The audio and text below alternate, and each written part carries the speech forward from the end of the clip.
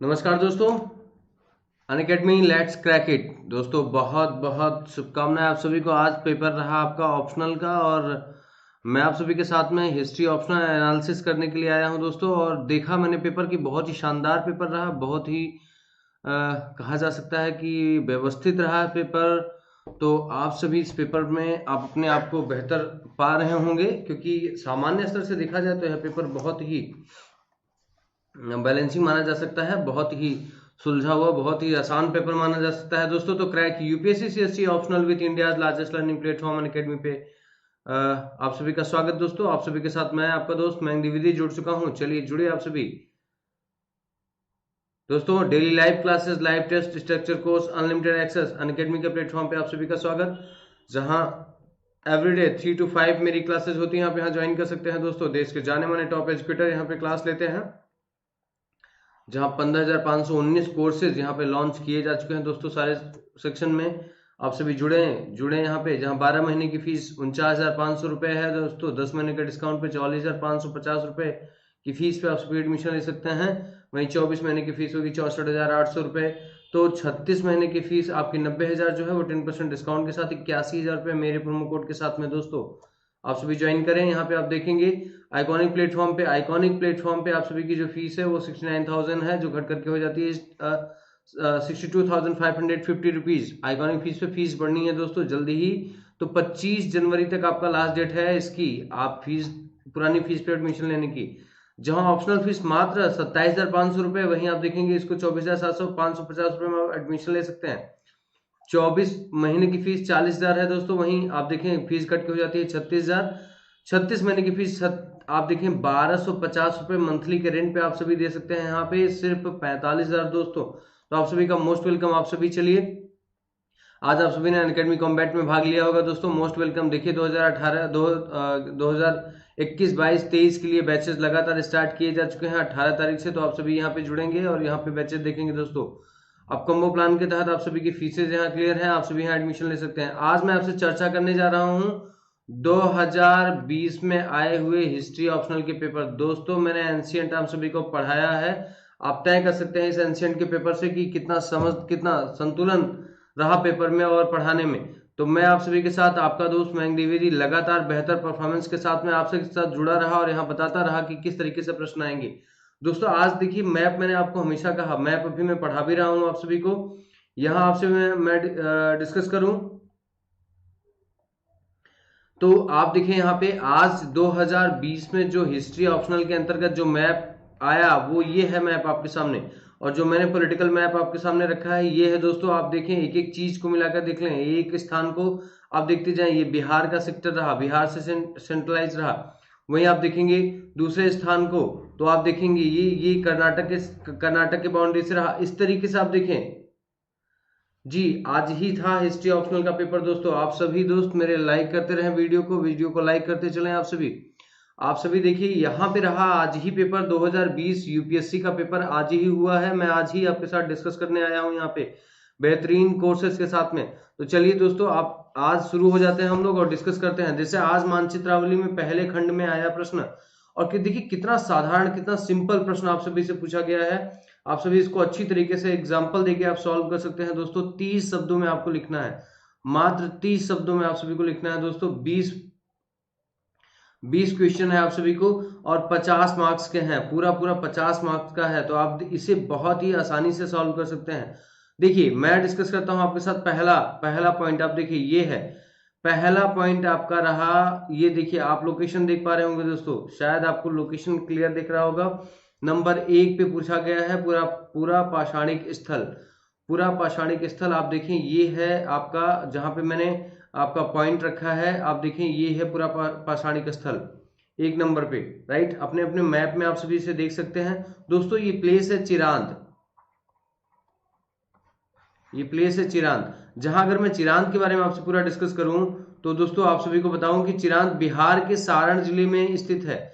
यह नवपाषाणिक अवशेष है। बुर्जहोम कश्मीर को छोड़कर अन्य किसी पुरा स्थल से इतनी अधिक मात्रा में नवपाषाणिक उपकरण नहीं प्राप्त हुए हैं। आप देखें इतनी ज्यादा मात्रा में नवपाषाणिक स्थल नहीं प्राप्त हुए हैं। इसकी खुदाई वीपी सिन्हा ने की है। ठीक है। इसका कार्बन तिथि जो है 4900 ईस्वी पूर्व है, 4900 ईस्वी पूर्व। गंगा, सोन, गंडक और घाघरा नदियों के तट पे स्थित है। यहाँ से चावल के साक्ष्य मिले हैं दोस्तों, चावल के साक्ष्य। तो आप सभी देख सकते हैं कि अगर मैं बात करता हूं तो यह 4900 वर्ष पुराना स्थल है, BC 4900 पुराना स्थल है। यहाँ से चावल के साक्ष्य मिले हैं। यह नवपाषाण कालीन का सबसे महत्वपूर्ण, या कहा जाए तो पाषाण कालीन स्थल का सबसे महत्वपूर्ण स्थल माना जाता है, जहां से सर्वाधिक मात्रा में पाषाणिक पाषाणिक वस्तुएं प्राप्त हुई हैं। तो आप इस तरीके से सामान्यतः आप यहाँ पे लिख सकते हैं दोस्तों। जब आप देखिए दूसरा स्थल है आपका पूरा पाषाणकालीन स्थल। तो पूरा पाषाणकालीन स्थल आप देखेंगे ये कर्नाटक का क्षेत्र है दोस्तों, कर्नाटक का क्षेत्र। तो आप कर्नाटक के क्षेत्र में आप देखेंगे सबसे बड़ी बात है आपके यहाँ पे पिकलीघल। यहाँ पे एक स्थल है आपका जिसका नाम है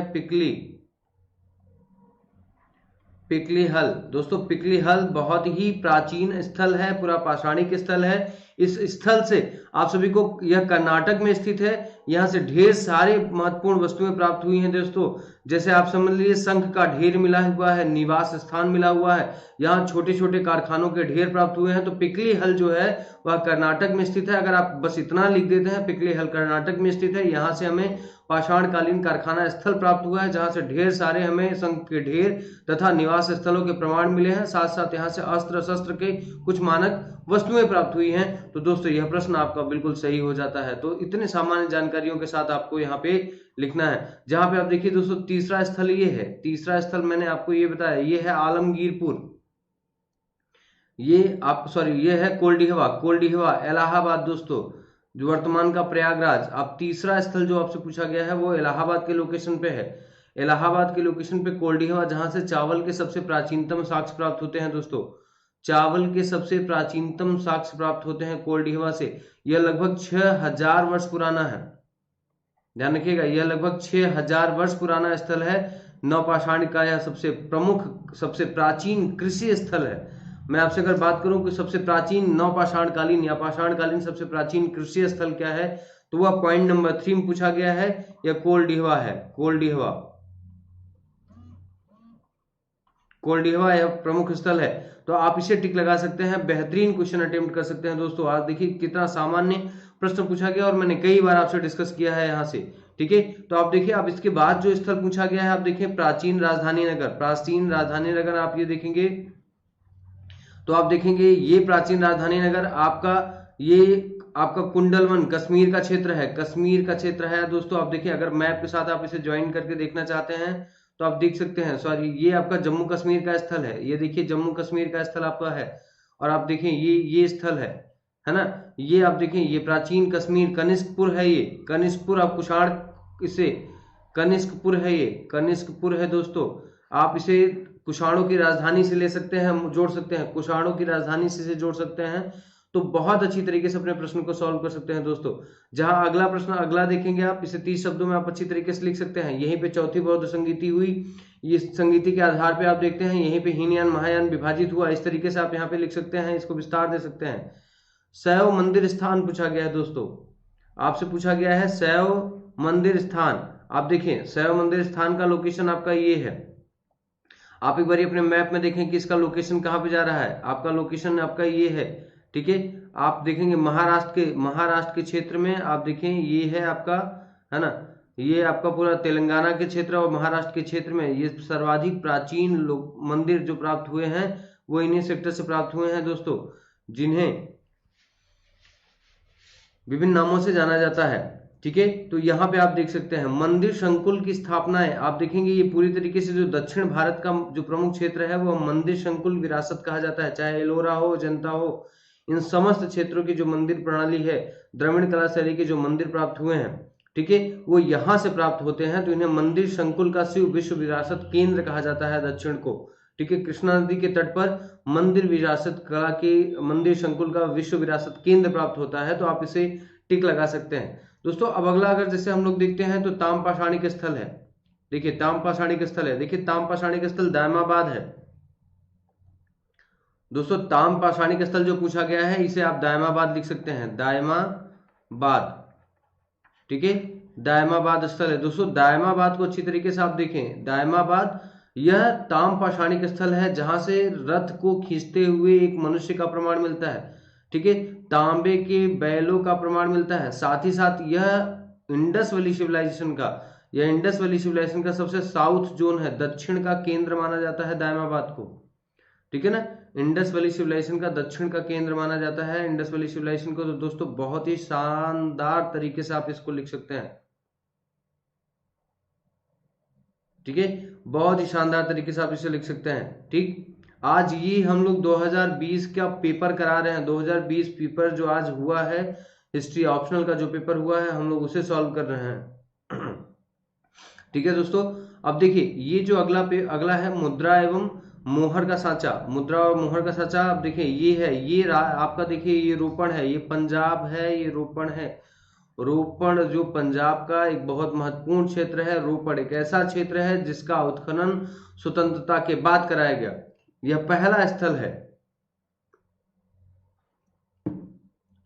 रोपण दोस्तों पहला स्थल है जो स्वतंत्रता के बाद कराया गया, स्वतंत्रता के बाद खोदा गया पहला स्थल है रोपण, जहां से मुहर और मुद्रा और मुहरों के साक्ष्य प्राप्त होते हैं प्राचीन काल के। तो यह प्रमुख स्थल आप यहाँ पे देख सकते हैं।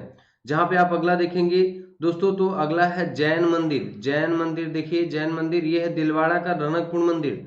दिलवाड़ा मंदिर आप टिक लगा सकते हैं इसे दोस्तों। देखिए 10, 5, 15 स्थान पे देखिए, 15वें स्थान पे आपका ये पोजीशन है जिसे आप लगा सकते हैं। दिलवाड़ा का रणकपुर मंदिर है यहाँ पे, यह आप समझ सकते हैं, यह एक पवित्र स्थल है जैन धर्म के लिए। ठीक है, और अगला देखिए दोस्तों, आपसे पूछा गया है 16वें स्थान पे, 16वें स्थान पे देखिए यह अरुणाचल प्रदेश का लोकेशन दे रहा है।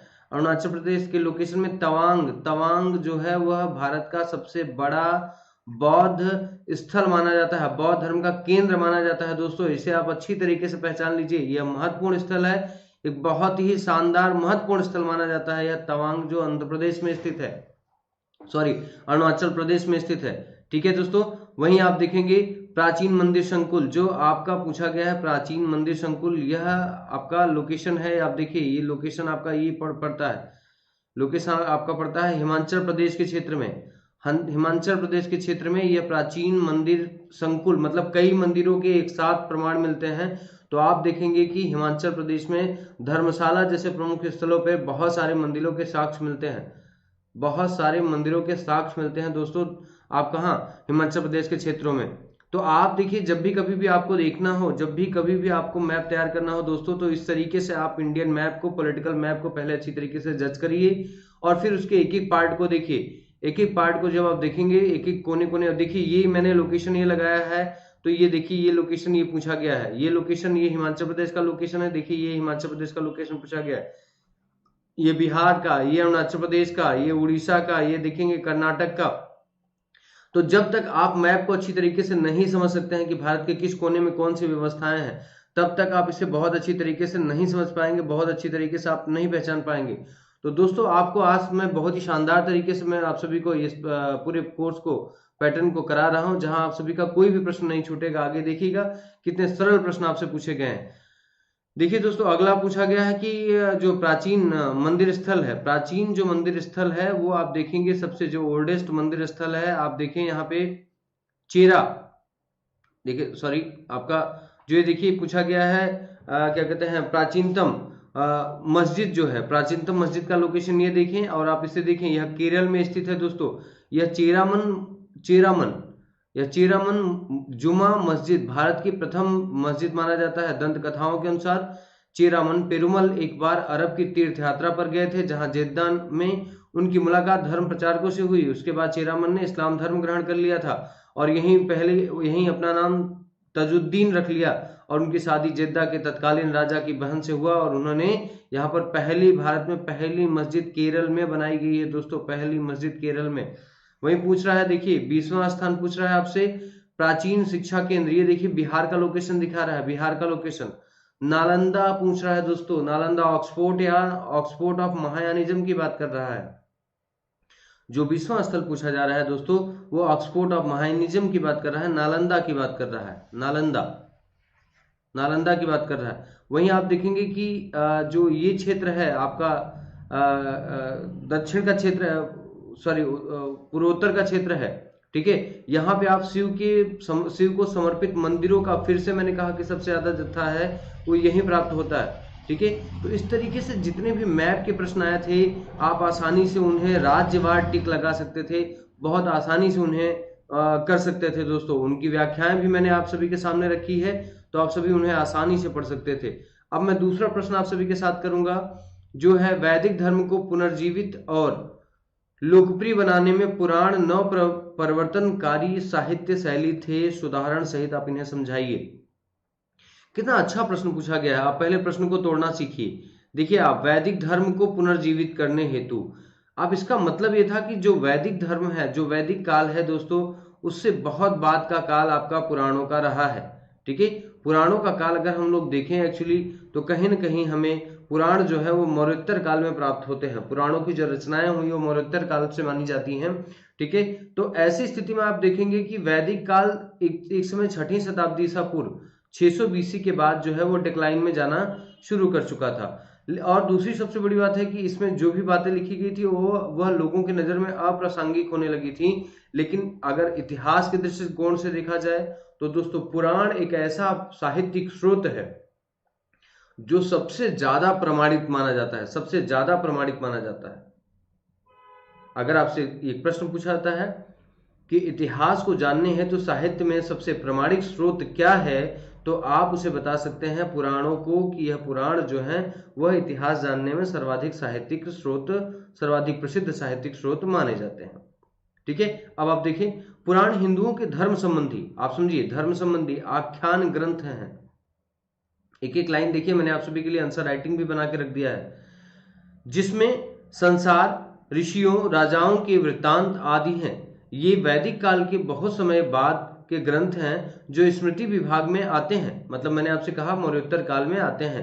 भारतीय जीवन धारा में जिन ग्रंथों का महत्वपूर्ण स्थान है, उसमें पुराण प्राचीन भक्ति ग्रंथों के रूप में बहुत ही महत्वपूर्ण माने जाते हैं। अब आप समझिए कि जिन बातों को वैदिक काल में परिभाषित करने की कोशिश की गई थी, जिनके लिए मंत्रों की रचनाएं की गई थी, वह पूरी तरीके से पुराणों के अंतर्गत व्याख्यायित हुए। चाहे विष्णु की बात की गई हो, चाहे अग्नि की बात की गई हो, चाहे वायु की बात की गई हो, चाहे भागवत की बात की गई हो, सभी को पूर्णतः व्याख्यायित किया गया, सभी को पूर्णतः व्याख्यायित किया गया इस आधार पे। तो आप मान सकते हैं कि पुराणों में सबसे पहली बार जो है वह वैदिक काल को व्याख्यायित किया गया है, वैदिक काल को। अब देखिए, जैसे कि मान के चलिए, पुराणों में विष्णु पुराण है, वायु पुराण है, मत्स्य पुराण है, भागवत पुराण है। इनके ऐतिहासिक महत्वपूर्ण स्रोत हैं, जिसमें राजाओं की वंशावलियों के रूप में बहुत कुछ मिलता है। विष्णु पुराण में सृष्टि की उत्पत्ति से लेकर के कलयुग के युग में मौर्य काल, मौर्य वंश और गुप्त वंश तक का वर्णन मिलता है। आप समझ सकते हैं, विष्णु पुराण के अंतर्गत आप देखिए तो कलयुग की उत्पत्ति, संसार की उत्पत्ति से लेकर के मौर्य और गुप्त वंश तक की जानकारी प्राप्त है, ठीक है। वहीं आप देखेंगे इनकी कथाओं में उपदेश देना, देव महिमा तथा तीर्थ का बखान करना। आप देखिए, वेदों का क्या कार्य था? वेद का मतलब होता है टू नो, है ना, टू नो अर्थात व्हाट नो। तो एक तरीके से कहा जाए कि ईश्वर को जानना और संसार को जानना, संसार को जानना, जहां ईश्वर और संसार की व्यवहारिक व्याख्या जो है पुराणों के अंतर्गत की गई है। दोस्तों, इस प्रश्न को बहुत ही साधारणतः लिखा जा सकता था, तो आपको इस पद्धति पे दिखाना था कि पुराणों में जो चर्चाएं की गई हैं वो वैदिक काल में वेदों से इतर नहीं है, बल्कि वह वेदों पे लिखी गई एक सरलतम व्याख्याएं हैं, जिनमें ईश्वर महिमा, संसार उत्पत्ति, शासन प्रबंधन, लोक निर्माण, ठीक है, स्तुति, कर्मकांड, इन सभी की क्रमवार तरीके से चर्चाएं की गई हैं, जिस आधार पे हम यह मान सकते हैं कि पुराणों के अंतर्गत ही वेदों, हम कहते हैं वैदिक धर्म को पुनर्जीवित करने का लक्ष्य जो है वह पुराणों के माध्यम से पूरा किया जा सकता है। तो आप इसको प्रत्येक स्थितियों में बेहतर तरीके से लिख सकते हैं, ठीक है। अब आप देखेंगे जैसे कि पुराणों में क्या है, पुराणों में जैसे गाथाएं हैं, कथाएं हैं, सृष्टि की रचना, प्रलय की प्रक्रिया, कल्पना, जीवन के प्रति प्रेम, श्रेय, कर्म, अकर्म, धर्म, अधर्म, बंधन, मोक्ष, लोक परंपरा, सुमार्ग, कुमार्ग, स्वर्ग, नर्क के विश्लेषण दिए गए पूरी तरीके से। प्रवृत्ति, निवृत्ति, कर्म सिद्धांत, विधि, निषेध, यम, नियम के सिद्धांत दिए गए हैं। अवतार, देवताओं, तीर्थ, परंपराओं, अनुष्ठान, आवश्यकताओं, महात्म के पूर्ण अर्थपूर्ण विवरण दिए गए हैं इसके अंतर्गत। आप देखते हैं जैसे खगोल, भूगोल, ज्योतिषी, सामुद्रिक, स्थापत्य, व्याकरण, छंद, आयुर्वेद, कल्प, आध्यात्म, ब्रह्म विद्या आदि समस्त चीजों का संकलन जो है वह पुराणों के अंतर्गत रखा गया है। तो इस आधार पे आप कह सकते हैं कि पुराण जो है वो वैदिक धर्म को पुनर्जीवित करते हैं। वैदिक धर्म का उद्देश्य था ज्ञान प्राप्ति करना, ज्ञान का विस्तार करना, जहां आप देख रहे हैं कि किस तरीके से, किस भांति पुराणों में एक एक बातों को क्रमबद्ध तरीके से इसका विवरण दिया गया है। अब दोस्तों देखिए दूसरा अगला जो प्रश्न है वह उत्तर वैदिक कालोपरांत नगरीकरण की प्रक्रिया में महत्वपूर्ण भूमिका निभाने वाले कारक की विवेचना कीजिए। मैं सीधे कहूं तो उत्तर वैदिक काल में, ठीक है, या मैं कहूं लेटर वैदिक टाइम पीरियड में, आप देखेंगे क्या हुआ, अथर्ववेद की रचना हुई। ठीक है, अथर्ववेद में दो वर्ड आते हैं, एक है कृष्ण अयस और दूसरा है श्याम अयस। ठीक है, इसका अर्थ होता है लोहा। ठीक है, आप देखिए आयरन की प्रोडक्टिविटी, जिसे थर्ड रिवोल्यूशन कहा गया, तृतीय क्रांति कहा गया। देखिए जैसे आयरन क्या था कि जब आयरन की उत्पत्ति हुई तो यह एक कठोर धातु थी जिसे जमीनों के अंदर तक की खुदाई हो सकी। जब इसकी खुदाई आंतरिक हो गई तो दोस्तों प्रोडक्शन बहुत तेजी से बढ़ा, बहुत तेजी के साथ प्रोडक्शन बढ़ा। और आप देखिए प्रोडक्शन में जब ये तेजी के साथ प्रोडक्शन बढ़ा तो आप देख रहे हैं पूरी तरीके से एक समान अनुपात में ही जनसंख्या का विस्तार हुआ, जिससे एक बहुत बड़ा हिस्सा जो है वो बच जाता है, बहुत बड़ा हिस्सा बच जाता है। इस बढ़े हुए हिस्से को अब क्या किया जाएगा, बाजार में उतारा जाएगा, जहां से अधिशेष, हम कहेंगे अधिशेष, सरप्लस, है ना, अधिशेष की उत्पत्ति हुई। अधिशेष की उत्पत्ति के कारण यह बाजार व्यवस्था का जन्म हुआ और मांग और पूर्ति की नियम प्रणाली शुरू हुई। मांग और पूर्ति की नियम प्रणाली शुरू हुई। जब मांग और पूर्ति शुरू हुई तो अर्थव्यवस्था का चक्र चल गया, अर्थव्यवस्था का चक्र चल गया और अर्थव्यवस्था वैदेशिक स्तर तक अर्थात व्यापार के स्तर से तक जा पहुंची। और जब व्यापार हमने शुरू किया तो मुद्रा व्यवस्था का जन्म हो गया, मुद्रा व्यवस्था का जन्म हुआ। और जब मुद्रा व्यवस्था का जन्म हुआ तो यहीं से पहली बार नगरी प्रणाली का जन्म हुआ, नगरी सभ्यता का जन्म हो जाता है। तो माना जाता है कि लोहा एक ऐसा कारक था। इसीलिए एक प्रश्न आया था कि तृतीय क्रांति ने, है ना, तृतीय क्रांति ने द्वितीय नगरीकरण को जन्म दिया, द्वितीय नगरीकरण को जन्म दिया। ये बिल्कुल वास्तविकता में यही प्रश्न पूछा गया है दोस्तों। सही से तरीके से कहा जाए तो लोहे की उत्पत्ति ने, जो यहाँ पे लिखा गया है एक महत्वपूर्ण कारक निभाने वाले कारकों पर चर्चा कीजिए। तो आप ये ध्यान दीजिएगा, लोहे की उत्पत्ति से एक पूरी अर्थव्यवस्था की उत्पत्ति हो जाती है। और अर्थव्यवस्था, ध्यान रखिएगा, इसी अर्थव्यवस्था से आप देखेंगे कि राजा अनुवांशिक हो जाता है, ठीक है, सैनिक व्यवस्था की उत्पत्ति होने लगती है, कर व्यवस्था की उत्पत्ति हो गई, राज्य व्यवस्था की उत्पत्ति हो गई। तो लोहे की उत्पत्ति ने अत्यधिक अधिशेष उत्पादन किया, अस्त्र शस्त्र बनने लगे, कठोर मजबूत अस्त्र शस्त्र बनने लगे, तीर और तलवार का निर्माण होने लगा, जिसकी वजह से आप देखेंगे कि पूरी की पूरी संरचना में परिवर्तन आया। और इस संरचना ने पूरी तरीके से एक नए नगरीकरण के तहत एक नए राज्य की स्थापना कर दी, जहां अंग, मगध, काशी, कौशल, ठीक है, अंग, जहां पे अंग, मगध, काशी, कौशल और पांचाल राज्य महाजनपदों की उत्पत्ति हुई, जहां पांचाल महाजनपद को अन्य महाजनपदों की राजधानी कहा जाता था, कैपिटल ऑफ महाजनपद कहा जाता था। तो ऐसी स्थिति में आप देखेंगे कि सबसे महत्वपूर्ण कारक था लोहा। लोहे की उत्पत्ति से अधिशेष उत्पन्न हुआ, तीर, तलवार और भाले जैसे हथियार बने। अत्यधिक अधिशेष से बाजार व्यवस्था का जन्म हुआ, बाजार व्यवस्था से मांग और पूर्ति पैदा हुई, जिससे अर्थव्यवस्था का चक्र प्रारंभ हुआ। अर्थव्यवस्था ने एक व्यापक क्षेत्र में व्यापार करना प्रारंभ किया, जहां से आप अच्छी तरीके से देखेंगे कि अब हमारी मुद्रा व्यवस्था जन्म लेती है। पहली बार मुद्रा व्यवस्था जन्म कब लेती है, तो उत्तर वैदिक काल में लेती है दोस्तों, पहली बार मुद्रा व्यवस्था, ठीक है, या कहा जाए पहली बार मुद्रा। और मुद्रा के रूप में क्या आया, निष्क, जिसे सोने का सिक्का कहा जाता था, सतमान, ठीक है, सतमान चांदी का सिक्का होता था, और विष्णल या पाद, यह तांबे का सिक्का होता था। तो अब कहा जाए तो यहाँ पे सिक्का प्रणाली या क्वाइंस प्रणाली भारत में पहली बार, इतिहास में पहली बार उत्तर वैदिक काल में इसी समय जन्म लेती है।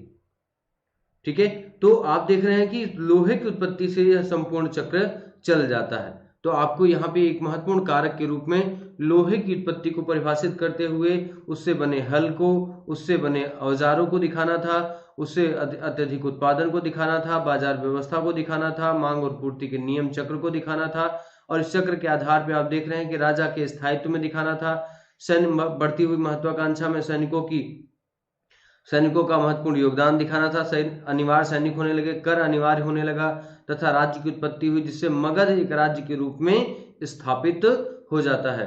तो अगर लोहे की उत्पत्ति न हुई होती तो द्वितीय नगरीकरण का जन्म न हुआ होता, इसलिए इसका महत्वपूर्ण कारक लोहा माना जाता है। लोहे की उत्पत्ति से ही इस पूरी व्यवस्था का संचालन शुरू हुआ। तो दोस्तों इतना सरल, इतना बढ़िया तार्किक प्रश्न पूछा गया था, जहां आप आसानी से इसका उत्तर देकर के बेहतरीन मार्क्स 15 में से आप 12 मार्क्स तक, 12-13 मार्क्स तक भी आप उठा सकते हैं अगर इस तरीके से आप आंसर राइटिंग करते तो। अब दोस्तों देखिए कि अगला जो प्रश्न आया है इसको हम लोग देखिए, प्रश्न को समझते हैं हम लोग। दोस्तों प्रश्न है, ऋग्वेद में उल्लिखित धर्म के स्वरूप, ठीक है, ऋग्वेद में उल्लिखित धर्म के स्वरूप देवताओं का तथा देवताओं के वर्गीकरण पर प्रकाश डालिए। धर्म के स्वरूप तथा देवताओं के वर्गीकरण पे प्रकाश डालिए। तो अब आप देखिए कि कैसा प्रश्न पूछा गया। एक तो पहली बार हम देखें कि धर्म क्या है, ठीक है, फिर इनका स्वरूप क्या रहा, ठीक है, फिर आप देखें जो प्रमुख देवताएं हैं उनके क्या क्या डिपार्टमेंट रहे, ठीक है। अब देखिए धर्म का क्या अर्थ होता है। धर्म देखिए ऋग्वैदिक कालीन समाज में संस्कृत एक महत्वपूर्ण भाषा बन गई। संस्कृत एक महत्वपूर्ण भाषा थी जिसके अंतर्गत वेदों की रचना हुई, जिसका अर्थ है टू नो, अर्थात जानना। वेदों के अंतर्गत पहले वेद का नाम है ऋग्वेद। ऋग्वेद का अर्थ होता है छंद, ऋग का अर्थ होता है छंद, छंद का अर्थ होता है आनंद। और यहाँ आनंद किसके माध्यम से लिया गया, तो मंत्रों के माध्यम से आनंद प्राप्त करने की बात कही गई। तो मंत्रों की रचनाएं होने लगी, ठीक है, इस काल में मंत्रों की रचनाएं होने लगी। अब जहां आप देखेंगे कि ऋग्वैदिक आर्यों के प्रधान देवता प्राकृतिक शक्तियों के व्यक्तित्व में ही अपना उद्गम पाते हैं। ध्यान रखिएगा, प्राकृतिक शक्तियों के व्यक्तित्व में ही अपना उद्गम प्राप्त करते हैं। वैदिक देवता अधिकांशतः प्राकृतिक शक्तियों के मानवीकृत रूप है। बहुत बड़ी, बहुत अच्छी लाइन है दोस्तों, ध्यान रखिएगा। मतलब जो वैदिक काल के देवता हैं वो वस्तुतः अलग कुछ नहीं, जबकि वो क्या है, प्रकृति के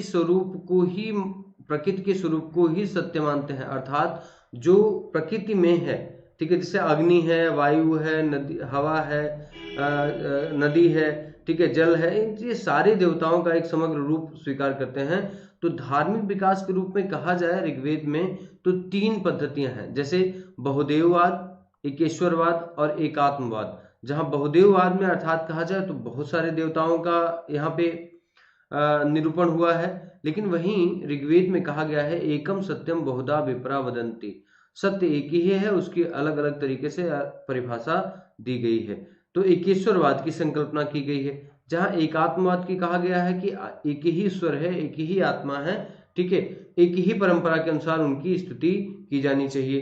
तो आप देखेंगे बहुत सारे ऐसे देवताओं की उपस्थिति हुई, जैसे स्वर्ग का देवता धौस, वरुण, आय और मित्र, सूर्य देवता पूषण देवता विष्णु, अदिति, उषा, अश्विनी, अंतरिक्ष के देवता इंद्र, रुद्र, मरुत, वात और पर्यंज, ठीक है, पृथ्वी के देवता पार्थिव, अग्नि, सोम और पृथ्वी, ठीक है। देखिए सबसे प्रमुख कई ऐसे देवताओं का यहाँ पे उल्लेख किया गया, जहां पे प्रमुख देवता इंद्र थे जिन्हें पुरंदर कहा जाता था, यह बादल और वर्षा के देवता थे। तो देखिए मानवीय रूप में प्रकृति के साथ संतुलन स्थापित करने की बात यहाँ पे की जा रही है, जिनके बारे में 250 सूक्त दिया गया है। दूसरे देवता अग्नि थे, यह मानव देवता के बीच में मध्यस्थ की भूमिका निभाते थे, आज भी इनका महत्वपूर्ण है। तीसरे प्रमुख देवता वरुण थे, यह जलनिधि के देवता थे, इन्हें ऋतस्य गोपा कहा जाता था या नैतिकता का देवता भी कहा जाता था। इन्हें प्राकृतिक घटनाओं का संयोजक कर्ता भी कहा जा सकता था, ठीक है। तो आप देखेंगे वरुण, इंद्र देवता, अग्नि देवता और वरुण देवता का महत्वपूर्ण योगदान था, जहां चौथे महत्वपूर्ण देवता थे सोम देवता, इनका नवे मंडल के अंतर्गत उल्लेख किया गया है दोस्तों, नवे मंडल के अंतर्गत इसका उल्लेख किया गया है। यह पालन पोषण के देवता थे, ठीक है, यह औषधि के देवता थे। उसके बाद मरुत तूफान का प्रतिनिधित्व करते थे। सूर्य देवता की बात की गई है, ओम भूर्भुवस्वः तत्सवितुर्वरेण्यं भर्गो देवस्य धीमहि धियो यो नः प्रचोदयात्, अर्थात तीसरे मंडल के अंतर्गत सविता देवता के लिए गायत्री मंत्र की रचना की गई है। यज्ञ एवं स्तुति सामूहिक रूप से होती थी, ध्यान रखिएगा, वैदिक काल में यज्ञ और स्तुति सामूहिक रूप से होती थी। यज्ञ एवं स्तुति अत्यंत सरल तरीके से होता था, ठीक है, इसमें कोई जटिलताएं नहीं थी। ऋग्वैदिक ऋषि आत्मवादी होते थे, वह आत्मविश्वास करते थे, पुनर्जन्म की भावना अभी तक विकास है ना विकसित नहीं हुई थी, अर्थात पुनर्जन्म की भावना, जी बिल्कुल बिल्कुल भारत, आप सही कह रहे हैं, आप व्याख्यात एक तरीके से वर्णात्मक प्रश्न रहे हैं।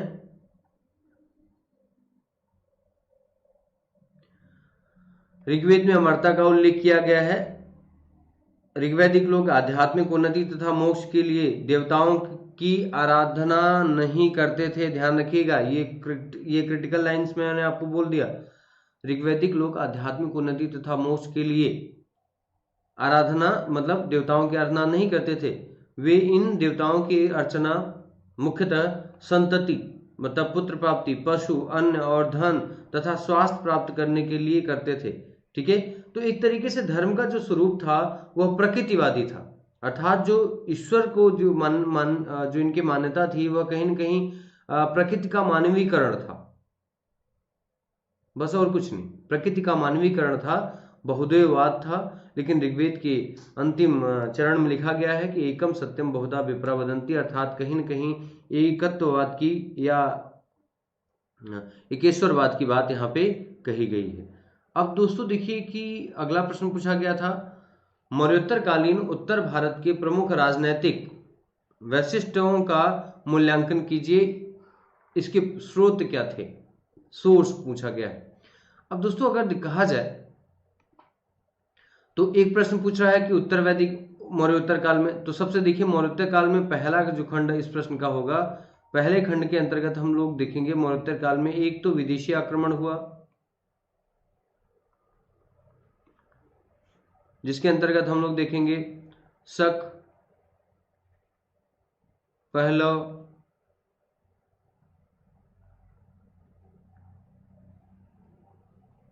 कुषाण, मतलब यूनानी,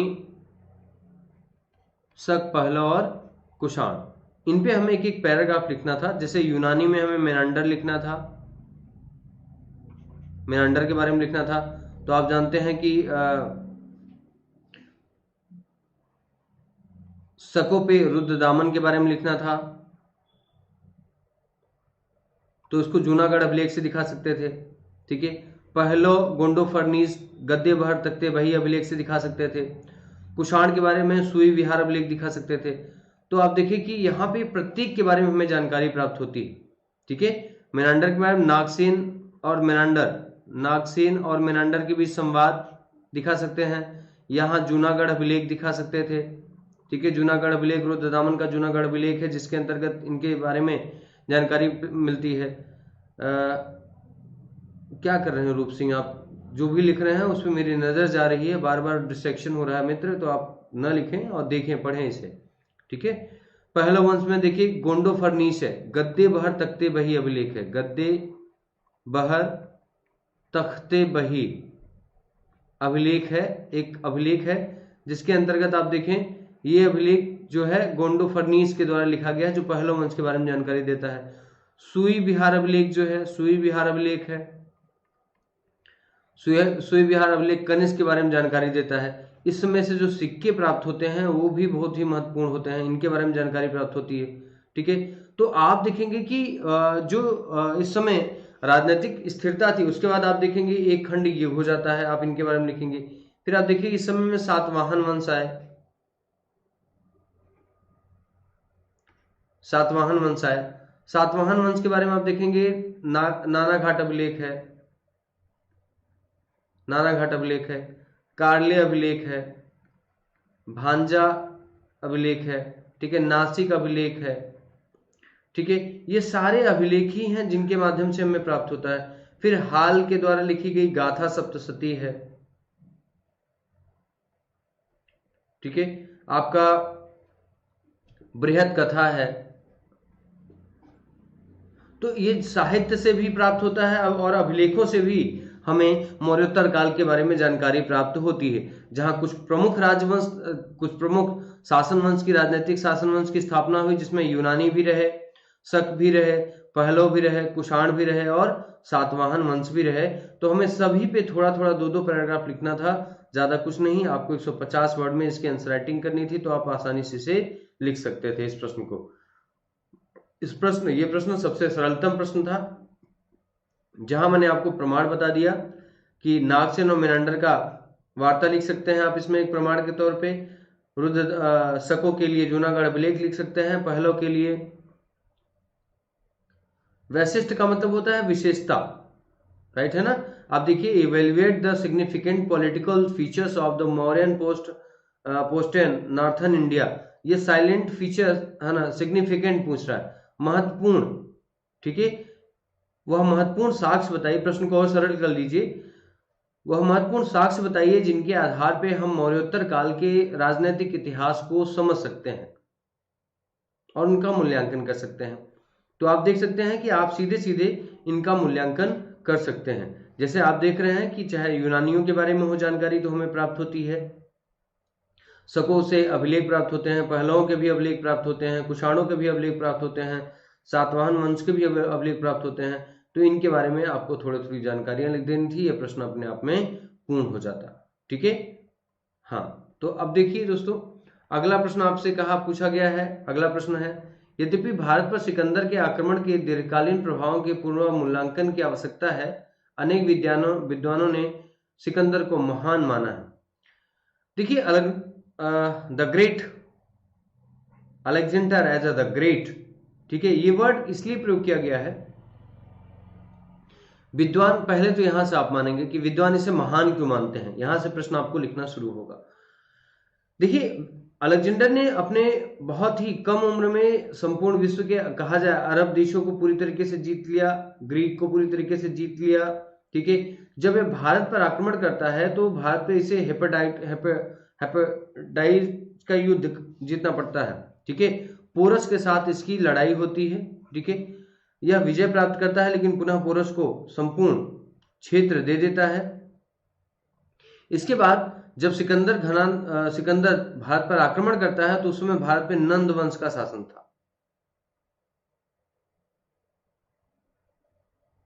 बिल्कुल सही बात है। ये क्वेश्चन आप सभी ने ग्रुप में जो लगातार ऑप्शनल के स्टूडेंट हैं वो इस प्रश्न को हमने क्लास में करवाया था, आप सभी ने इस प्रश्न को किया है, ठीक है। Okay, thank you. देखिए, इसमें नंद वंश का शासन था और शासक था घनानंद, ठीक है ना, घनानंद। और घनानंद एक विशाल सेना को अपने पास रखता था, एक कहा जाए तो उस समय की सर्वाधिक विशाल सेना घनानंद के पास थी। तो भारत के दृष्टिकोण से अगर कहा जाए तो सिकंदर का प्रभाव बहुत व्यापक नहीं था, लेकिन जब सिकंदर यहां से जाने लगा तो अपने सेनापति सेल्यूकस को, ठीक है, सेल्यूकस को भारत का संपूर्ण क्षेत्र सौंप देता है और सेल्यूकस वर्सेस चंद्रगुप्त मौर्य होता है, लड़ाई होती है, जिसमें आप देखेंगे अराकोशिया, पेलोपोनेस डाई, है ना, या कहा जाए तो अफगानिस्तान के 4 प्रमुख राज्य, अफगानिस्तान से सटे हुए भारत के 4 प्रमुख राज्यों पर चंद्रगुप्त मौर्य ने अपना अधिकार कर लिया था, ठीक है। तो इस आधार पे कहा जाए तो भारत पर सिकंदर के आक्रमण के दीर्घकालिक प्रभाव पूरी तरीके से नहीं पड़े, जबकि कहा जाता है कि वैश्विक पटल पर सिकंदर एक विश्व विजेता के रूप में परिभाषित किया जा सकता है। भारत में उसके द्वारा कोई महत्वपूर्ण युद्ध नहीं लड़ा गया, ठीक है। वह एक हेपेटाइट का युद्ध लड़ा गया जो पोरस के साथ हुआ, ठीक है। पोरस के साथ इस युद्ध में पोरस के कहा जाए विलक्षण बुद्धि से प्रभावित होकर के उसे संपूर्ण राज्य सौंप देता है। नंदवंश से लड़ने के लिए उसकी सेना मना कर देती है। 323 बीसी के अंतर्गत जब वह यहाँ से लौटता है तो बेबीलोन में उसकी मृत्यु हो जाती है, और इस मृत्यु ने उसे अजेय बना दिया, क्योंकि वह कभी किसी शासक के द्वारा पराजित नहीं हुआ था, जिसके कारण विद्वानों का यह मत है कि वह सिकंदर एक महान शासक था। ठीक है, तो उसकी महानता उसकी उदारता में भी दिखाई देता है, उदारता के कारण भी है, उसके एक योद्धा के भांति भी दिखाई देता है। ठीक है, तो आप उसके पहलुओं को प्रत्येक दृष्टिकोण से मूल्यांकन कर सकते हैं। जहां भारतीय परिप्रेक्ष्य में, हाँ, हाइपरडीज का युद्ध जी, जहां भारतीय परिप्रेक्ष्य की बात की जाए तो भारतीय परिप्रेक्ष्य के अंतर्गत अगर हम लोग देखेंगे तो उसके द्वारा बहुत बड़े युद्ध का प्रमाण नहीं प्राप्त होता है, घनानंद के साथ उसका युद्ध नहीं हुआ था। ठीक है, और वह यहां से जब लौट गया तो लौटने के बाद उसकी मृत्यु हो जाती है और जो भारतीय क्षेत्र का जो शासक था उसका सेनापति सेल्यूकस हो जाता है। जहां सेल्यूकस और चंद्रगुप्त मौर्य की आपस में लड़ाई होती है, जिसमें सेल्यूकस पराजित होता है और अपनी पुत्री का विवाह हेलेना का विवाह जो है वह चंद्रगुप्त मौर्य से कर देता है, जिससे एक पुत्र प्राप्त होता है जिसका नाम है जस्टिन। ठीक है, तो यह एक अलग प्रक्रिया चलती है। एक भारत के परिप्रेक्ष्य से आपको यह दिखाना है, जहां सिकंदर को यह बताना है कि वह कभी भी पराजित नहीं हुआ, वह अंतिम स्थिति तक अपना प्रयास अपने विजेता की भांति वह अपने कदम को आगे बढ़ाता रहा। अंततः 323 बीसी में उसकी मृत्यु हो जाती है। ठीक है दोस्तों, तो इस प्रश्न को आप यहाँ पे अंत कर सकते थे। अब देखिए अगला प्रश्न पूछा है, संगम साहित्य में परिलक्षित होने वाले दक्षिण भारत के सांस्कृतिक परंपराओं की लक्षणों पर बात कीजिए। पहले तो हम एक पैराग्राफ में संस्कृत आप ध्यान देखेंगे। संगम वंश को हमें दर्शाना है कि संगम ये दक्षिण भारत में कृष्णा और तुंगभद्रा नदी को के दक्षिण में स्थित था। जो संगम वंश था, संगम काल जो था वह कहाँ स्थित था? वह दोस्तों कृष्णा और तुंगभद्रा नदियों के बीच में स्थित 300 ईसा पूर्व से लेकर के 300 ईस्वी तक की अवधि में 300 ईस्वी मतलब 300 बीसी टू 300 एडी, आप मान सकते हैं 1000 वर्ष की कहानी को सजो करके चलने वाला जो इतिहास था उसे संगम साहित्य का इतिहास कहते हैं। संगम का अर्थ होता है तमिल कवियों का एक संगम, जिन्हें चेर, चोल और पांड्य शासकों का संरक्षण प्राप्त था। ठीक है, अब ऐसी स्थिति में आप देखेंगे पांड्य राजाओं ने इन पांड्य राजाओं के शासन के अंतर्गत राजाओं के शासन के अंतर्गत आप देखेंगे कि 3 संगम सम्मेलन हुए। ठीक है, ये कहाँ हुए इन पे बारे में आपको चर्चा कर देता हूं। यह द्रविड़ साहित्य की सबसे बेहतरीन शुरुआत यही हुआ दोस्तों। प्रथम संगम मदुरै में हुआ, द्वितीय संगम कपाटपुर में हुआ और तृतीय भी मदुरै में हुआ। दोस्तों द्वितीय संगम के अंतर्गत एकमात्र तमिल व्याकरण तोल्काप्पियम प्राप्त होता है, जो तमिल भाषा का सर्वाधिक प्रमाणित व्याकरण ग्रंथ है। ऐसी स्थिति में आप देखेंगे अन्य जो है संगम सोसाइटीज आप देखेंगे कि पुर्नानूर नामक ग्रंथ में आप देखेंगे जो संगम साहित्य पुर्नानूर है, इसके अंतर्गत 4 वर्गों तुड़ियन, पाड़न, पड़यन और कडम्बन नामक वर्गों का, सामाजिक वर्गों का उल्लेख किया गया है। इसी के अंतर्गत 4 वर्गों का उल्लेख मिलता है, जैसे सुडम्मन वर्ग ब्राह्मण एवं बुद्धिजीवी, अरसर वर्ग शासक एवं योद्धा वर्ग, बेनिगर वर्ग व्यापारी वर्ग तथा बिल्लाल वर्ग को किसान वर्ग कहा गया है। तो संगम सोसाइटी का, संगम समाज एक तरीके से कहा जाए, का उल्लेख जो है वह संगम साहित्य के अंतर्गत ही प्राप्त होता है। संगम कविताओं में भूमि के 5 प्रमुख प्रकार बताए गए हैं, जैसे मूल्य, देहाती, ठीक है, मरुदम, कृषि, पालय, रेगिस्तान, नेथल, समुद्रवर्ती और कुरिंची पहाड़ी। अर्थात आप देख रहे हैं कि किस तरीके से संगम साहित्यों में संगम काल की, या हम कहें चेर, चोल और पांड्य शासन काल की सांस्कृतिक गतिविधियों की जानकारी दी गई। यहां आप देखेंगे थोड़ा, इरुला, नागा, वेदर जैसी जनजातियों की भी चर्चा यहाँ पे की गई। यहाँ बताया गया है कि दास प्रथा का अभाव था, दास प्रथा के अभाव की चर्चा यहाँ पे की गई है। तो आप देख रहे हैं धर्म के रूप में देखेंगे तो मुर्गन देवता की स्थापना है, भगवान के रूप में स्थापित किया गया है। मुर्गन की पूजा सबसे प्राचीनतम काल से मानी गई है। ठीक है, इसमें देवताओं में मयोन, विष्णु, इंद्र, कृष्ण, वरुण और कुराइवी जैसे देवताओं का भी उल्लेख इसमें प्राप्त होता है। संगम काल में नायक पाषाण काल की पूजा महत्वपूर्ण होती थी। योद्धाओं द्वारा दिखाए गए शौर्य की स्मृति के रूप में इन्हें अंकित किया जाता है। इस समय बौद्ध और जैन धर्म का भी प्रचार प्रसार हो रहा था। तो दोस्तों आप सभी को मैंने आंसर राइटिंग भी दे दिया है, आप सभी इसे फोकस होकर के पढ़ेंगे।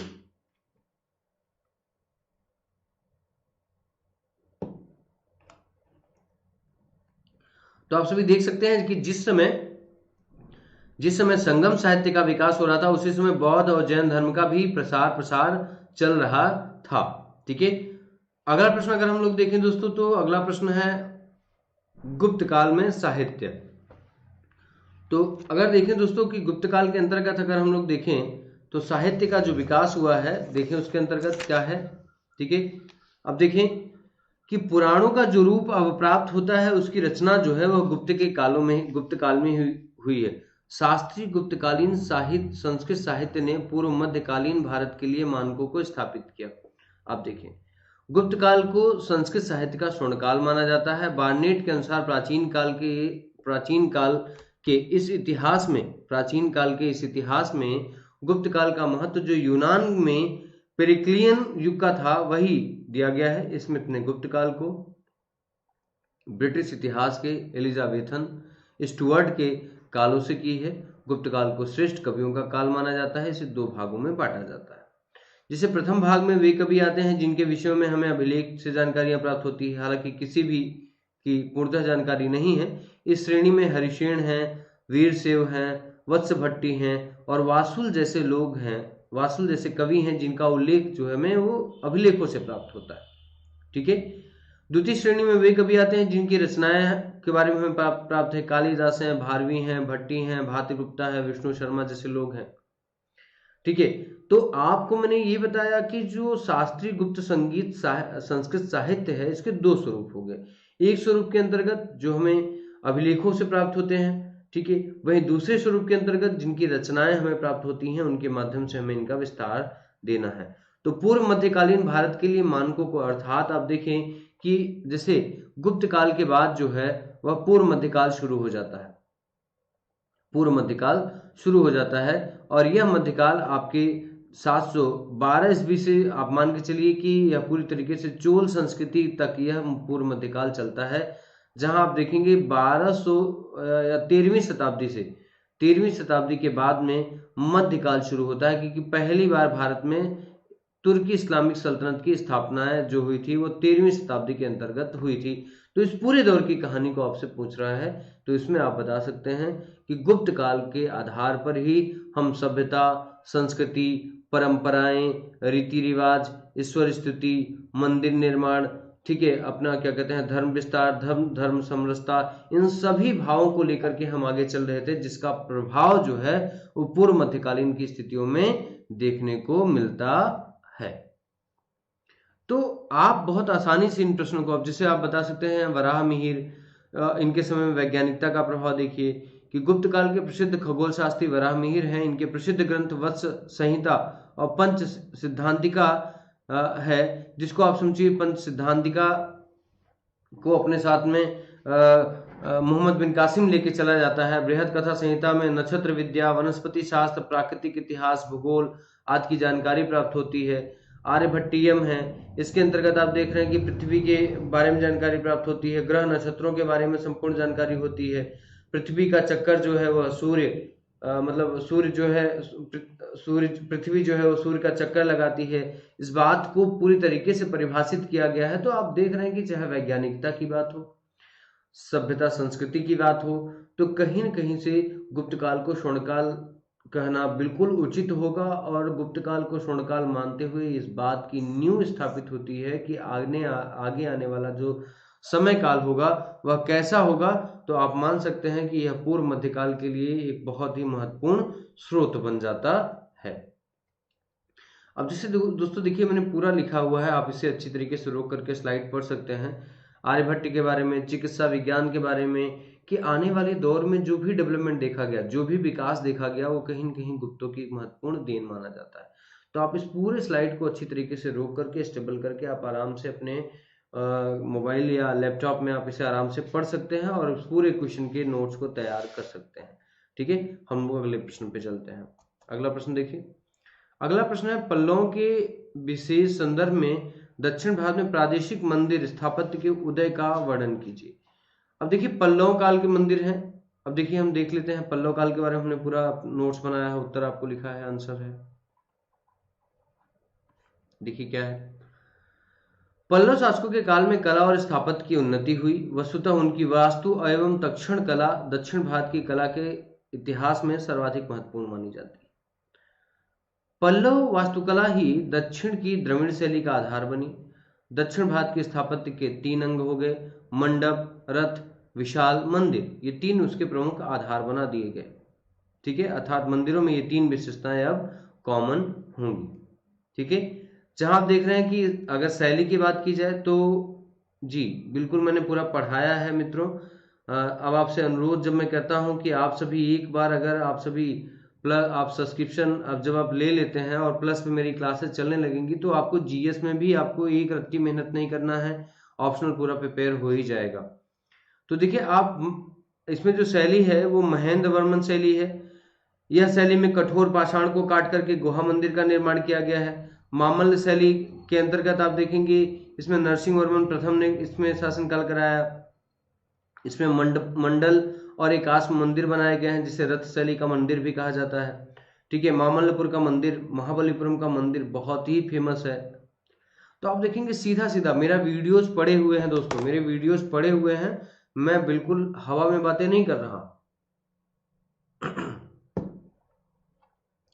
मेरे बस आप सभी नवंबर और दिसंबर के फर्स्ट मंथ के वीडियोस आप देखेंगे तो आप सभी को ये सारी क्लासेस आप सभी को मिलेंगी। ये क्लासेस मैंने पढ़ाया था। देखिए रथ निर्माण शैली के बारे में आपको पढ़ा चुका हूं। रथ मंदिर में द्रौपदी रथ सबसे छोटा था, इसमें किसी प्रकार का अलंकरण नहीं मिलता है। सबसे बड़ा मंदिर धर्मराज का मंदिर था, इसे द्रविड़ शैली का गर्दूत कहा जाता है। इसी मंदिर पर नरसिंह वर्मन की मूर्ति स्थापित है। इन मंदिरों को पैगोडा भी कहा जाता है, सप्त पैगोडा कहा जाता है। पैगोडा के अंतर्गत धर्मराज का मंदिर, भीम, अर्जुन, सहदेव, गणेश, है ना, वलय कुट्टई और पीदरी मंदिर बने हुए हैं। जहां राज सिंह शैली में गुहा मंदिरों के स्थान पर पाषाण, ईंट आदि की सहायता से मंदिरों का निर्माण किया गया है। मेरे कहने का सेंस दोस्तों ये है, ये प्रश्न आप सभी अगर गहनता से पढ़ते हैं, मैंने जितने भी प्रश्न पढ़ाए थे हूबहू आए हैं, मैंने नोटिस कराया था कि इससे ऐसे ऐसे प्रश्न आ सकते हैं। आज देखिए एग्जाम हो चुका है आपका और आपके सामने मैं आपके प्रश्न पत्रों को बेहतर तरीके से एक्सप्लेन कर रहा हूं। आप देख रहे हैं कि पूरा प्रश्न आया हुआ है। कितना महत्वपूर्ण विषय है ये और कितना सरल विषय है। आप कोई और विषय ले लेते हैं तो आप बहुत व्यापक तरीके से उस पर करंट अपडेट या बहुत सारी चीजें आपको अपडेट करके चलनी पड़ती हैं, तब आपको वो विषय समझ में आता है। अब दोस्तों देखिए खंड बी हम लोग लेकर के आ गए हैं। खंड बी पे हम लोग चर्चा करेंगे। पहला है तुगलक काल के अमीरों पे चर्चा। अब देखिए तुगलक काल में मुस्लिम अमीरों की चर्चा करें। देखिए तुगलक काल में अमीर अगर हम कहें तो अमीर सबसे पहले जो है वो इल्तुतमिश के शासन काल में चालीसा कहा गया इन्हें, अर्थात 40 अमीर।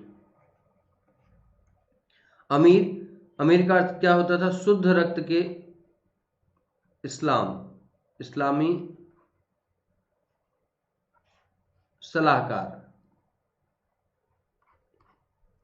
ठीक है, अर्थात सुल्तान को सलाह देने के लिए दरबार में अमीरों की नियुक्ति होती थी। अमीर का मतलब होता था सुल्तान के प्रत्येक कार्यों में उसको सलाह देने वाला।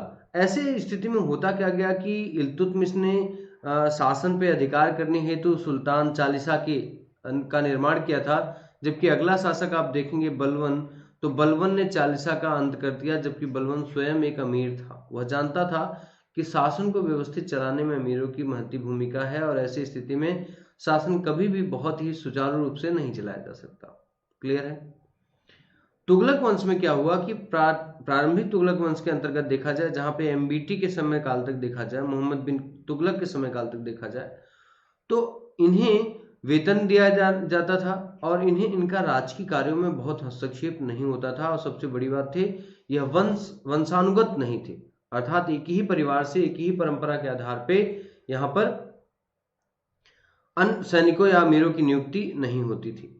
लेकिन आप देखेंगे कि इससे अमीर क्या हुआ, असंतुष्ट होने लगे, है ना, अमीर नाराज होने लगे, जिसका प्रभाव शासन में आंतरिक इंटरनल सिक्योरिटी, आंतरिक सुरक्षा को लेकर के होने लगा। इसी कारण दबाव में आकर के मोहम्मद बिन तुगलक ने अपनी राजधानी जो है वो दिल्ली से देवगिरी कर दी थी। ठीक है, कहां कर दी थी, तो वह दिल्ली से देवगिरी अपनी राजधानी को लेकर के जाना था। क्यों जाना था, क्योंकि दिल्ली में अमीरों के दबाव से वह बहुत ही परेशान हो चुका था। लेकिन जब देवगिरी पहुंचता है तो दिल्ली पूरी तरीके से षड्यंत्र का केंद्र हो जाती है और दिल्ली अव्यवस्थित हो जाती है। तो यह पुनः यहां लौट आता है, तो यहां यह अमीरों के साथ सामंजस्य बना के चलने लगता है।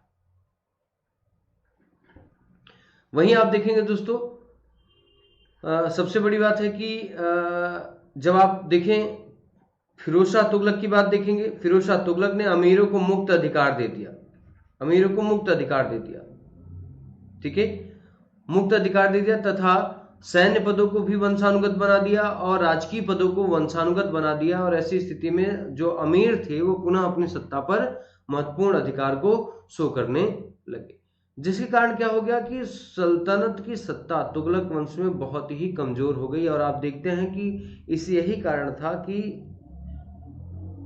सबसे लंबा शासनकाल चलाने वाला तुगलक वंश पूरी तरीके से नष्ट हो जाता है। तो अमीर जो है वो एक सलाहकार की भूमिका में निर्धारित हुए।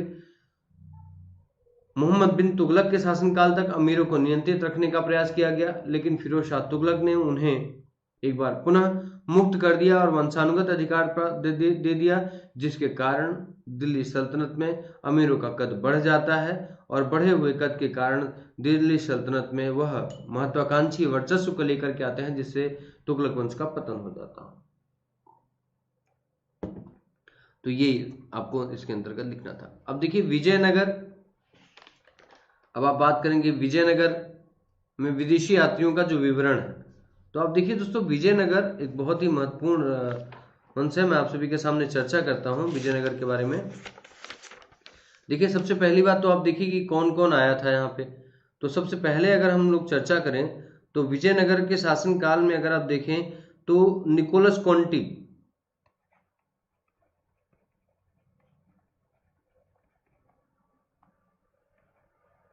राइट, निकोलस कुंटी, ये आया था देवराय प्रथम के दरबार में। ठीक है, इसने क्या क्या कहा, एक एक पॉइंट करके हम लोग देख लेते हैं। इसने नगर, नरेश, दीपावली, नवरात्र और आदि उत्सवों का वर्णन किया, अर्थात पूरे के पूरे टाइम पीरियड को, ठीक है, पूरे के पूरे टाइम पीरियड को एक बहुत मतलब कहा जाए तो विजयनगर को एक महत्वपूर्ण राजवंश बताया है, जो बहुत ही प्रसन्न चित राजवंश माना जाता है। तो यहाँ पे एक शासक ये हो जाता है आपका देवराय प्रथम के दरबार में आया हुआ निकोलस कोंटी, ठीक है, जो इटली का नागरिक था, इटली का था। अब दूसरा देख लेते हैं। दूसरा देखिए देवराय द्वितीय, यह एक ईरानी, मतलब देखिए इसके समय में एक ईरानी आए, ईरानी का नाम था अब्दुल रज्जाक।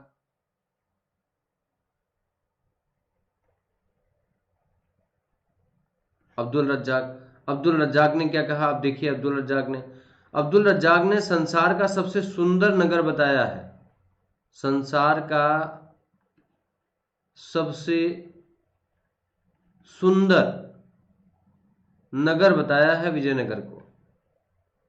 ठीक है, इसके बाद आप देखेंगे इसी के शासनकाल में नुनिज आया था, नुनिज एक पुर्तगाली था, इसने क्या कहा, इसका कहना यह था, देखिए बहुत बड़ी बात इसने कही थी, इसने कहा था श्रीलंका, पुलिकट, पेंगू, वर्मा और मलाया। वर्मा मतलब आप सोचिए, ये कहता था कि वर्मा, श्रीलंका, पुलिकट, पेरू, वर्मा और मलाया के लोग जो हैं वह विजयनगर को टैक्स देते थे, कर प्रदान करते थे। तो यह अर्थव्यवस्था के बारे में, नूनिज जो है वह अर्थव्यवस्था के बारे में जानकारी प्रदान करता है। ठीक है, अगला अगर आप देखेंगे तो एक यात्री है, चीनी यात्री था, चीनी यात्री जिसका नाम है माहुयान। माहुयान, माहुयान क्या बताते हैं? माहुयान जो है विजयनगर के इतिहास को बताते हैं, ऐतिहासिक विवरण को प्रदान करते हैं। माहुयान विजयनगर के ऐतिहासिक विवरण को प्रदान करते हैं।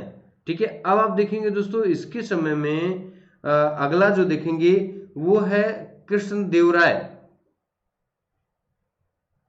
कृष्णदेवराय के समय में आए, जिनका नाम था डोमिगो पायस। डोमिगो पायस, राइट, डोमिगो पायस कृष्णदेवराय के समय में आया। इसने क्या कहा था कि इसने इनके समय काल के शासन प्रशासन के बारे में जानकारी दी थी। और दोस्तों इसने कहा क्या था, ध्यान करिए, लिख सकते हैं कि देवराय के व्यक्तित्व और उसके शासन काल का विस्तार दिया था। ठीक है, वह एक महान शासक एवं अत्यंत न्यायप्रिय व्यक्ति था कृष्णदेवराय, ऐसा डोमिगो पायस ने कहा था। पायस ने विजयनगर राजधानी की अतिशय प्रशंसा की और लिखा था कि इसके बाजारों में संपूर्ण विश्व की ऐसी कोई वस्तु नहीं है जो न बिकती हो। ये किसका? डोमिगो पायस। डोमिगो पायस और नूनिज ने आर्थिक इतिहास की चर्चा की थी, अर्थात इसने कहा था कि विजयनगर में ऐसा कोई वस्तु नहीं है जो न प्राप्त होता हो। तो दोस्तों देखिए, निकोलस कोंटी इटली से आया था, जिसने नगरीय व्यवस्थाओं के साथ साथ तिथि त्योहारों की बात की। फिर आप देखेंगे कि अब्दुल रज्जाक था, जिसने उसके वैभव की चर्चा की, ऐश्वर्य की चर्चा की। नूनिज ने टैक्सेशन की चर्चा की। माहुयान ने हिस्टोरिकल डेवलपमेंट की बात की। डोमिगो पायस ने उसके लिए बाजारीकरण की बात की, अर्थव्यवस्था की बात की और समाज व्यवस्था में।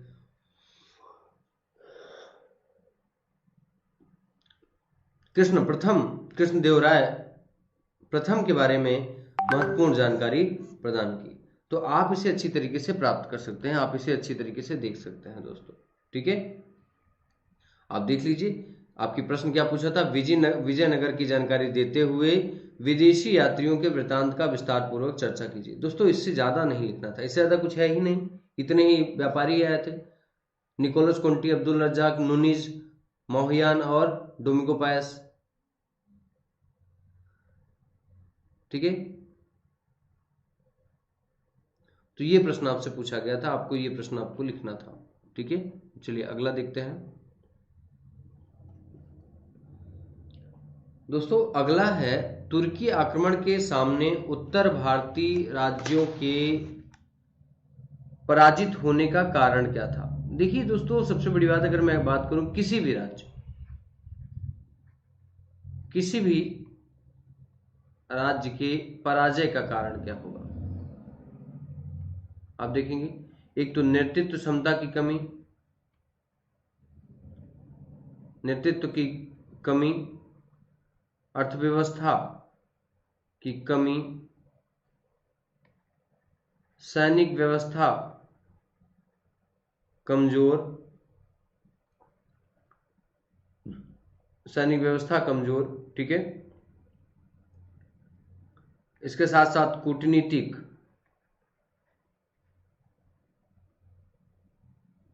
विशेषज्ञता का अभाव,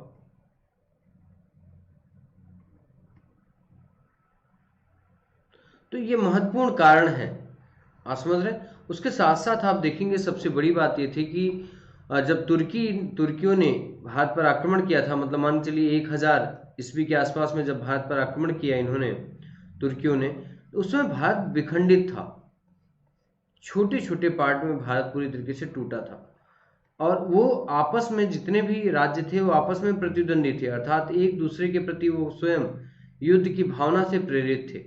ऐसी स्थिति में कोई एक राज्य दूसरे राज्य की मदद करना नहीं चाहता था। ठीक है, अर्थात इस फूट डालो और राज करो की नीति के आधार पे तुर्कियों ने भारत पर आक्रमण करना शुरू कर दिया। तुर्कियों ने पहले इसे जीता, फिर इसके व्यवहार से इसे जीता, इतने बड़े क्षेत्र को, फिर इससे जीता, फिर इससे जीता, अर्थात धीरे धीरे धीरे धीरे अपने पूरे शासनकाल को जीतते हुए अपने शासनकाल को एक बड़े साम्राज्य में बदल देते हैं। तो आप देखेंगे एक महत्वपूर्ण बात यह हो जाती है, क्योंकि नेतृत्व की कमी रही, अर्थव्यवस्था की कमी रही, सैनिक व्यवस्था कमजोर रहा, कूटनीतिक विशेषज्ञता नहीं रही, साथ ही साथ आप देखेंगे इनकी तुर्कियों की एकजुटता ने कहीं न कहीं भारत के 13वीं शताब्दी प्रारंभिक समय में तुर्कों को सफल बना दिया। जब सुबुक्तकीन भारत आता है, गजनवी भारत आता है, गौरी भारत आता है, तो उसका मिलकर के सामना किसी भी राजवंश के द्वारा नहीं किया गया। इस आधार पर उनका मनोबल धीरे धीरे बढ़ता रहा और वो पूरी तरीके से भारत के क्षेत्रों को जीतते रहे। ठीक है दोस्तों, अब देखिए आमुल, इसके बारे में क्या कहा गया है, आमुक्त माल्याद। देखिए ये कृष्णदेवराय की पुस्तक है। ठीक है, इसके अंतर्गत सबसे बड़ी बात कही है राजा के आदर्श।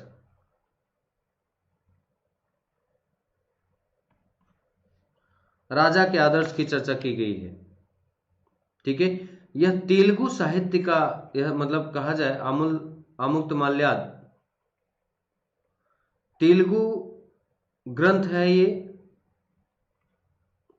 ठीक है, इस ग्रंथ में राजस्व से संबंधित, मतलब आप समझ रहे हैं, इससे राजस्व से संबंधित महत्वपूर्ण चर्चाएं की गई हैं। सिंचाई, कर व्यवस्था, सैन्य प्रशासन,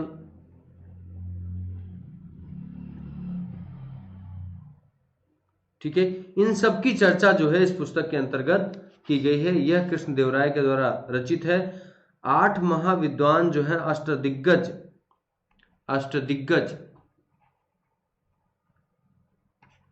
कृष्णदेवराय के दरबार में रहते थे। इसी पुस्तक के अंतर्गत, समझ गए ना, इसी पुस्तक के अंतर्गत नवीन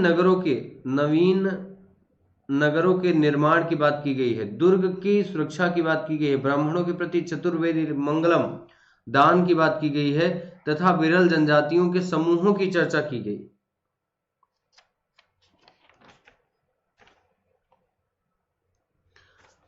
अपनी प्रजा की सुरक्षा और कल्याण के उद्देश्य को सदैव आगे रखो, तभी देव के लोग राजा के कल्याण की कामना करेंगे, और राजा का कल्याण तभी होगा जब देश प्रगतिशील और समृद्धशील होगा। यह इस पुस्तक के अंतर्गत लिखा गया है। तो आप देखेंगे किले की सुरक्षा संबंधी सैनिकों की गुणवत्ता पर विशेष ध्यान दिया गया है। ब्राह्मणों को सर्वोच्च मानते हुए इन्हें चतुर्वेदी मंगलम के रूप में निःशुल्क कर मुक्त जमीन दी गई है, तथा विरल जनजातियों की चर्चा करते हुए उन जनजातियों के सुरक्षा संबंधी विषयों पे ध्यान दिया गया है, अर्थात उन्हें उनकी जंगल प्रवृत्ति या कहा जाए जनजाति प्रवृत्ति से बहुत ज्यादा छेड़छाड़ न किया जाए, परेशान न किया जाए। इस आधार पर आमुक्त माल्याद जो है वह कृष्णदेवराय के विचारों का एक संग्रह है, जो तेलुगु भाषा में है, जिसे तेलुगु भाषा का महत्वपूर्ण काव्य माना जाता है।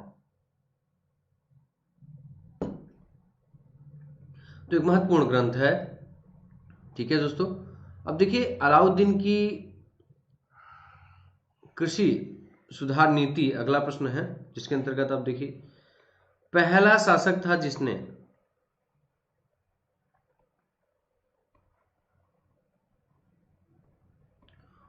उपज के आधार पर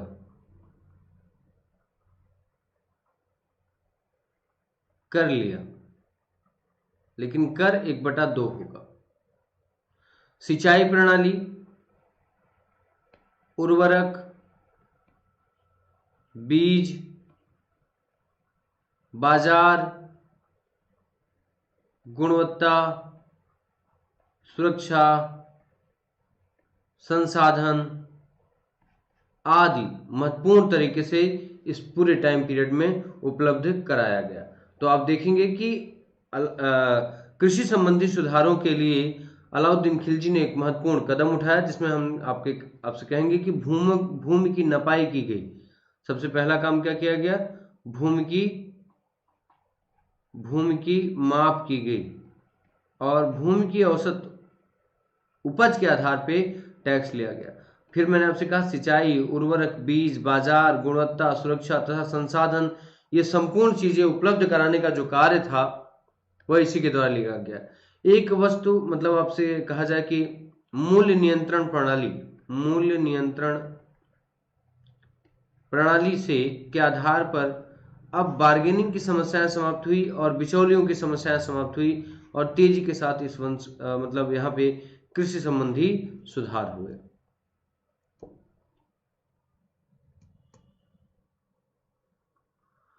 समस्त जातियों और पंथों को जोड़ने वाले एक प्रेम धर्म को प्रचारित करना कबीर का जीवन लक्ष्य था। कबीर ने सिकंदर लोदी के समकालीन थे कबीर, जहां कबीर कहते थे कि सब सद्भावना सभी धर्मों का महत्वपूर्ण उद्देश्य है। ठीक है, कबीर ने हिंदू मुस्लिम जातिवाद संप्रदायवाद को समाप्त करते हैं, स्त्री पुरुष के भेदभाव को समाप्त करने के लिए, ठीक है ना, प्रत्येक धर्म के बीच विखंडन को समाप्त करने का बहुत बेहतर प्रयास किया, जहां उन्होंने एक एक, चाहे वह हिंदू हो चाहे वह मुसलमान हो, बिना किसी धर्म के सापेक्ष उन्होंने प्रत्येक व्यक्तियों को समझाने का कार्य किया और मानव कल्याण के पथ पर ले जाने का कार्य किया। प्रेम धर्म को सर्वोपरि बताने का कार्य कबीर दास जी के द्वारा किया गया है। उनकी रचना बीजक, शबद और रमैनी के अंतर्गत इन पर पूरी चर्चा की गई है। आप देखते हैं कि उन्होंने मुसलमानों को टाप और मुल्ला वाग दे, क्या बहरा हुआ खुदाए कहकर कहा गया है, और हिंदुओं को कहा गया है कि काकर पूजे हर मिले तो मैं पूजू पहाड़। ठीक है, इन टिप्पणियों को आपको थोड़ा सा दिखाना था, इसमें कबीर के जीवन के महत्व को दिखाना था कि कबीर सद्भावना और समाज में समन्वय के संस्थापक रहे हैं, जिन्होंने एक तरफ अगर हिंदुओं की अंधविश्वास और कुरीतियों पर प्रहार किया, तो वहीं पे इस्लाम धर्म पे भी उन्होंने अब उनकी कुरीतियों पर प्रहार करने का प्रयास किया। और ऐसी स्थिति में दोनों वर्ग के लोग इनका सम्मान करते थे, क्योंकि यह दोनों वर्गों के लिए सद्भावना और क्या कहते हैं सुरक्षा की बात किया करते थे। तो इस आधार पे आप देखेंगे कि तो ये महत्वपूर्ण प्रश्न आप सामान्य जनरल अवेयरनेस से भी लिख सकते हैं। अब आप देखिएगा दोस्तों, अगला प्रश्न है सिकंदर शेषासुरी संबंधित जो प्रश्न है वो आप देखेंगे।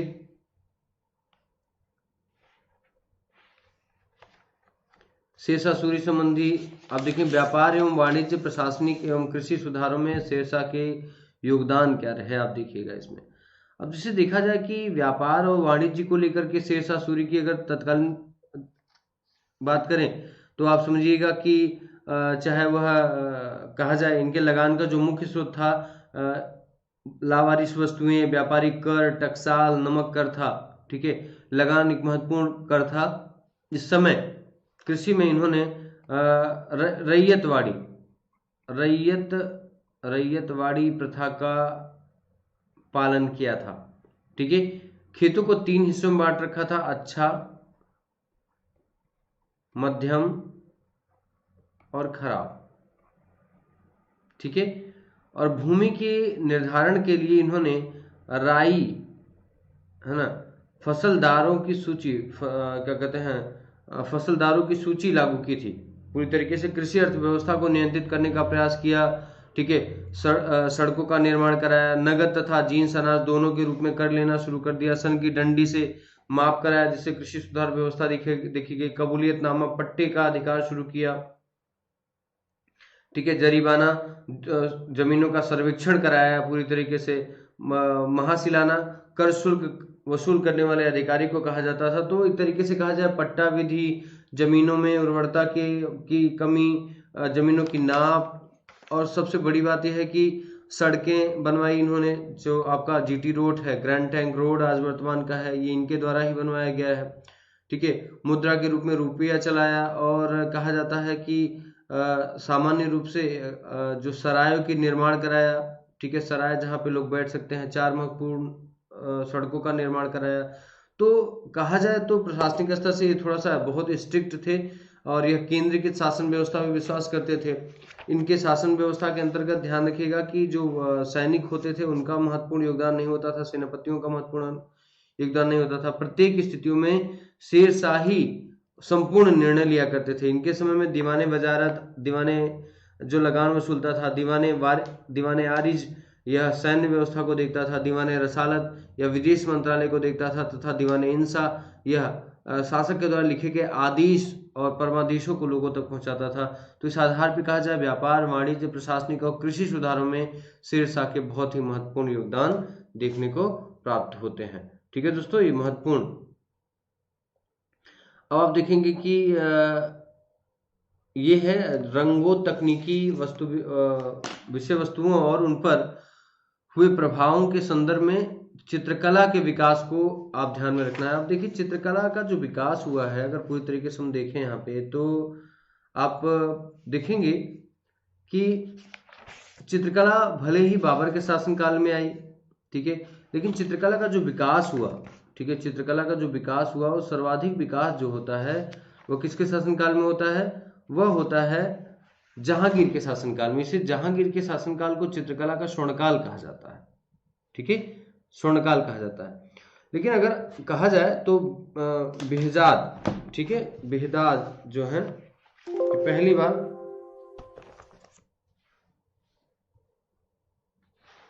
दोस्तों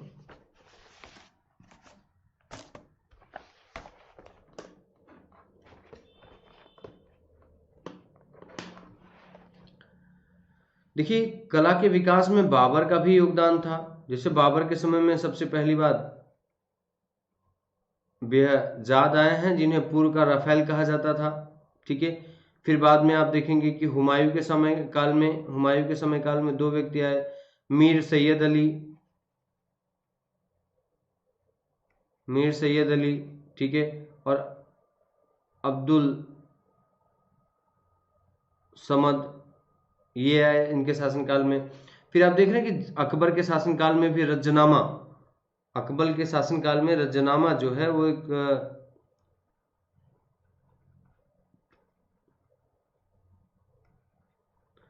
रज्जनामा का लेखन कार्य हुआ। ठीक है, इनके समय में दसवंत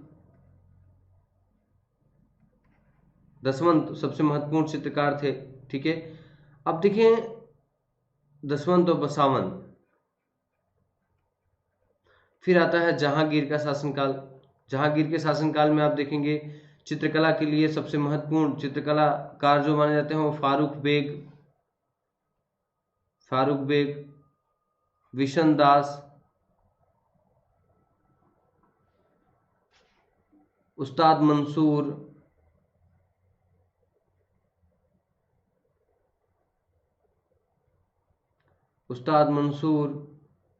दौलत खां, मनोहर और अबुल हसन। तो आप देखेंगे कि जहांगीर के शासनकाल को चित्रकला का स्वर्णकाल कहा जाता है। इसके समय में चित्रकला पूरी तरीके से विकसित हुई और रंगों, तकनीकी तथा विषय वस्तुओं के आधार पर इन्हें उकेरा गया। अब इनके समय में अगर सर्वश्रेष्ठ, जहांगीर के समय में सर्वश्रेष्ठ चित्रकार अगर कहा जाए तो वो थे बिशन दास, उस्ताद मंसूर,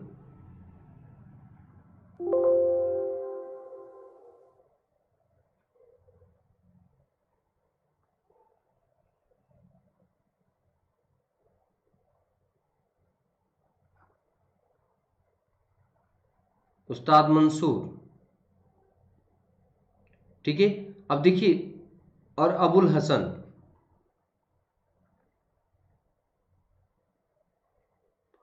देखिए उस्ताद मंसूर को जहांगीर ने क्या कहा? जहांगीर ने नादिर उल असर कहा, नादिर उल असर कहा। वहीं अब्दुल हसन को नादिर उल जमा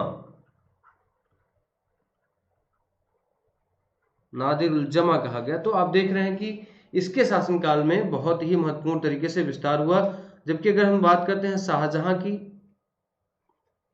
तो ध्यान रखिएगा रेखांकन और बॉर्डर का काम,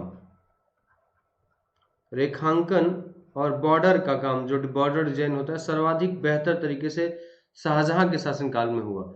जहां पे इसके समय के चित्रकार जो थे वो थे फकीरुल्लाह, मीर हासिम, मुराद, हुनर मोहम्मद, अनूप और चित्रा। ये इस समय के सबसे बड़े चित्रकार माने जाते हैं, जिनका रेखांकन बहुत शानदार था। अकबर औरंगजेब के समय में चित्रकला को प्रतिषेध कर दिया गया था, जहां से चित्रकला पुनः डिक्लाइन में जाना प्रारंभ कर देती है। तो दोस्तों अंतिम प्रश्न ये है, संस्कृति और अर्थव्यवस्था के संदर्भ में 18वीं शताब्दी के इतिहास में समालोचनात्मक व्याख्या कीजिए। तो अब देखिए 18वीं जो शताब्दी है उसके अंतर्गत आप देखेंगे 18वीं शताब्दी का मतलब होता है, देखिए सबसे पहली बात तो होती है संस्कृति में। यहाँ पे दो संस्कृतियां थी, एक प्राचीन संस्कृति थी जहां पे हिंदू धर्म की व्यवस्था थी, तो दूसरा मध्यकालीन व्यवस्था थी जहां पे इस्लाम धर्म की व्यवस्था थी। 18वीं शताब्दी में एक तीसरी व्यवस्था आई जिन्हें आधुनिक कहा गया। यहाँ पे ईसाई व्यवस्था का प्रभाव भारत में बढ़ने लगा। ठीक है, अब आप देखिए, और इसी के साथ साथ अर्थव्यवस्था में भी सुधार आया। प्राचीन काल में अर्थव्यवस्था के तकनीक की कमजोर थी, मध्यकाल में भी कमजोर थी, लेकिन आप देखेंगे कि आधुनिक काल में इसकी तकनीकी बढ़ जाती है, जिससे अर्थव्यवस्था का विकास बहुत तेजी के साथ होने लगता है। 18वीं शताब्दी में इनका विकास बहुत ही सुनिश्चित होने लगता है, जिससे सांस्कृतिक परंपराएं, आर्थिक परंपराओं में बहुत व्यापक परिवर्तन आता है। तो इस आधार पर इस प्रश्न को आप अच्छे तरीके से लिख सकते हैं। दोस्तों एक बार फिर से इन कुछ प्रश्नों पे मैं दोबारा चर्चा आप सभी से कर लूंगा।